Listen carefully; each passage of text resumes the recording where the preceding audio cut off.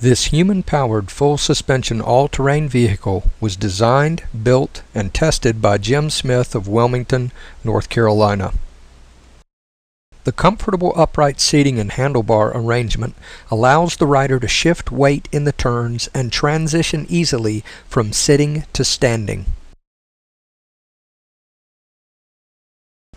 The ATV features fully adjustable suspension using 2 gas shocks at the front wheels and a monoshock and swing arm at the rear axle.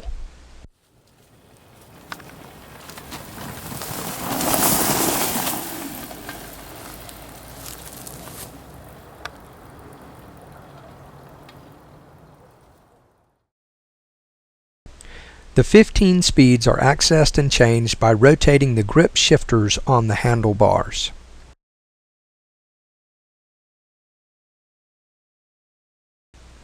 All 4 tires and wheels are lightweight ATV units. High air pressure settings are used in the front with very low pressure in the rear tires. Special adapter plates were machined to attach the rims to the live axle. The ability to apply the handbrakes and rest while climbing hills is just one example of the stability provided by having 4 wheels. The drive side of the center axle provides power to the live axle at the rear wheels with a chain and tensioner. The ATV was intended to be ridden during the winter months on the sand access roads of the Fort Fisher recreational area at Kure Beach, North Carolina.